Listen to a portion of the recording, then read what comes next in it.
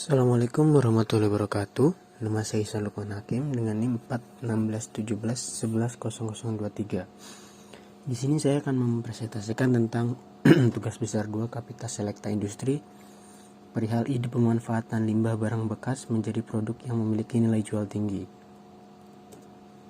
Pendahuluan. Limbah adalah bahan yang dibuang, hendak dibuang atau tidak lagi berguna sesuai peruntukannya. Sebuah bahan dianggap limbah jika dibiarkan atau jika dianggap hakikatnya memang sejenis limbah, seperti bahan tumpah. Limbah dikelompokkan sebagai limbah berbahaya atau tidak berbahaya. Limbah tersebut tidak hanya berasal dari rumah tangga, tetapi juga dari industri. Dengan mengolah limbah akan memberikan lapangan kerja baru bagi masyarakat. Bahkan dengan limbah ini pula dapat menghidupi seseorang dan keluarganya. Oleh karena itu, tidaklah heran apabila sekarang banyak bermunculan beraneka kerajinan hasil pengolahan limbah plastik, kertas, kaca, kayu, logam, dan ban bekas. Kegiatan ini membuka peluang usaha kecil bagi masyarakat atau kelompok orang yang mau bekerja keras dan memiliki keterampilan tertentu. Keterampilan tersebut dapat dimanfaatkan untuk merintis wirausaha industri bagi warga sekitar. Kerajinan tangan yaitu sebuah proses pembuatan sesuatu dengan tujuan menghasilkan sebuah objek atau benda. Kerajinan tangan dapat diartikan juga sebagai pembuatan sebuah benda dengan menggunakan tangan, bukan cetakan mesin, yang menitik beratkan pada aspek kegunaan dan keindahan. Kerajinan tangan biasanya memiliki fungsi sebagai barang atau produk kerajinan yang memiliki nilai guna dalam menunjang kebutuhan sehari-hari masyarakat juga estetikanya. Pemenuhan kedua aspek yang disebutkan sebelumnya dengan sebuah benda sebagai hasilnya atau sebuah benda yang dibuat oleh tangan tentunya memiliki proses yang tidak instan dan tidak setiap individu berkompeten dalam hal tersebut. Hasil pembahasan, pemanfaatan limbah bekas. Limbah bekas tidak dapat lepas dari kehidupan manusia. Di mana ada manusia pasti ada sampah. Seiring dengan meningkatnya jumlah penduduk, kegiatan ekonomi, dan perluasan daerah pemukiman, mengakibatkan bertambah pula jumlah sampah yang dihasilkan dari setiap penduduk, rumah tangga, badan hukum atau kegiatan usaha. Sampah menjadi masalah apabila tidak dikelola dengan baik, karena sampah mempengaruhi kesehatan masyarakat dan kebersihan serta keindahan lingkungan. Peluang usaha kerajinan tangan dari barang bekas. Barang bekas bisa memiliki nilai ekonomis jika dimanfaatkan atau dikreasikan dengan baik, karena tidak semua barang bekas bisa langsung dibuang begitu saja. Ada peluang usaha yang bagus jika semua jeli memanfaatkannya. Selain mengurangi jumlah limbah yang mencemari lingkungan, mengolah kembali barang bekas sehingga menjadi benda lain yang layak untuk dipasarkan membuat pelaku usaha ini bisa untung besar. Terlebih jika kerajinan tangan memiliki nilai estetika yang tinggi sehingga harga jualnya pun tinggi. Misalnya saja potongan kayu papan bekas yang ada di sekitar rumah bisa diolah kembali menjadi rak, meja, kursi atau kerajinan tangan dengan tampilan warna yang cantik. Contoh lain adalah botol plastik bekas minuman atau potongan kain yang menumpuk di rumah. Bisa diolah lagi menjadi tempat pensil, tas, dan berbagai barang rumah tangga. Sebenarnya tidak sulit untuk memulai bisnis daur ulang barang bekas ini. Modal yang dibutuhkan pun minim. Yang paling menentukan keberhasilan usaha ini adalah kreativitas yang tinggi dan bukanlah uang sebagai modal utamanya. Dan berikut ini adalah beberapa contoh produk dari ide kerajinan tangan dari barang bekas. Yang pertama adalah kerajinan tangan dari ban bekas. Ban bekas atau scrap ban yang gagal atau NG bisa dibuat menjadi sebuah kursi, meja, dan juga pot untuk tanaman. Lalu juga ada kerajinan tangan dari botol bekas. Botol bekas ini memiliki banyak macam dan juga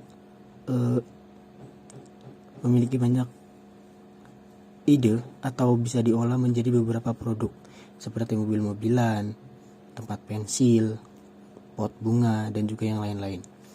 Lalu ada kerajinan tangan dari koran dan majalah bekas. Kerajinan tangan ini bisa dari pengolahan koran dan majalah bekas bisa diolah menjadi sebuah figura. Lalu juga ada dari kerajinan tangan dari kardus bekas yang bisa dibuat untuk tempelan dinding untuk penyimpanan beberapa alat-alat seperti gunting, pensil, dan juga yang lain. Lalu kerajinan tangan dari sedotan. Kerajinan tangan dari sedotan bisa dibuat menjadi bunga-bunga yang cantik untuk hiasan di meja ruang tamu. Lalu juga ada kerajinan tangan dari kaleng dan besi bekas. Bisa dibuat mainan-mainan untuk anak. Lalu kerajinan tangan dari plastik kemasan. Sisa plastik kemasan seperti kopi dan yang lain-lain bisa dibuat menjadi sebuah tas yang memiliki nilai jual tinggi dan juga banyak kegunaan seperti untuk tas belanja dan juga yang lain. Lalu ada kerajinan tangan dari kain perca.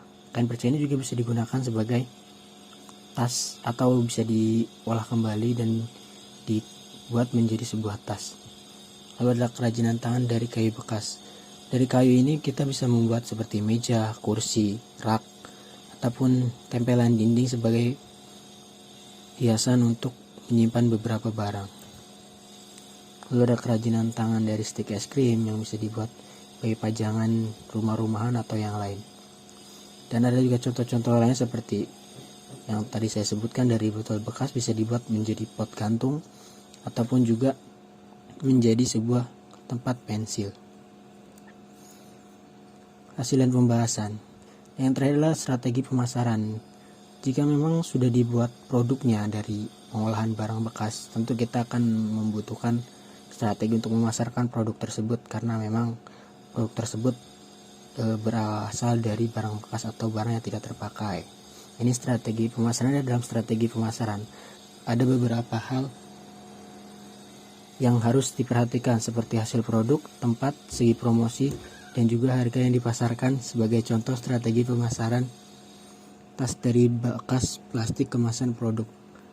Yang pertama, produk. Hasil harus memiliki beberapa keunikan dan ciri khas sebagai berikut: menampilkan motif bunga dan juga bintang yang unik pada anyaman plastik, penambahan variasi dan bahan kain untuk memperkuat tas, jenis kain yang digunakan adalah jenis yang bagus sesuai kebutuhan, memiliki banyak variasi warna karena dalam satu bungkus plastik akan mempunyai 4 karakter yang berbeda, mempunyai fungsional sesuai kebutuhan, misalnya tempat handphone, laptop, tempat dompet, dan kebutuhan kosmetik wanita.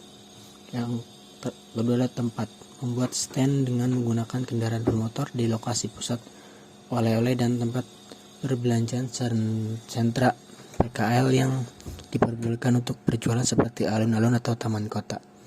Ini lalu bekerja sama dengan kios penjual tas di daerah. Lalu ada promosi melalui brosur yang akan disebarkan di area perbelanjaan, komplek perumahan, dan lain-lain. Lalu mengikuti pameran yang ada di kota tetangga melalui online lewat beberapa sosial media. Yang terakhir adalah harga, memberikan harga yang cukup terjangkau bagi semua kalangan konsumen dengan harga berkisar antara 50.000 sampai 70.000, memberikan diskon untuk pemesanan di atas 10 buah. Dan barusan adalah contoh strategi pemasaran dari pemasaran tas dari bekas plastik kemasan produk. Terakhir kesimpulan, banyaknya barang bekas yang bisa didapatkan secara gratis membuat usaha kerajinan tangan dari barang bekas berpotensi menghasilkan keuntungan yang tinggi. Siapapun yang bisa mengkreasikan bahan-bahan tersebut tentu dapat meraup pendapatan dengan menekuni usaha ini. Dalam usaha pemanfaatan barang bekas ini dituntut untuk mampu mengembangkan ide-ide kreatif dan inovatif agar hasil karya menjadi beragam dan menarik bagi para konsumen. Selain dari tampilan, kegunaan atau fungsi, dan kualitas juga perlu menjadi perhatian agar barang hasil olahan barang bekas mampu memiliki pasar yang lebih luas lagi. Strategi pemasaran juga sangat diperlukan untuk kelancaran usaha dari pemanfaatan barang bekas. Hal-hal seperti promosi dan memberikan harga yang tepat. Sekian dari saya cukupkan, terima kasih.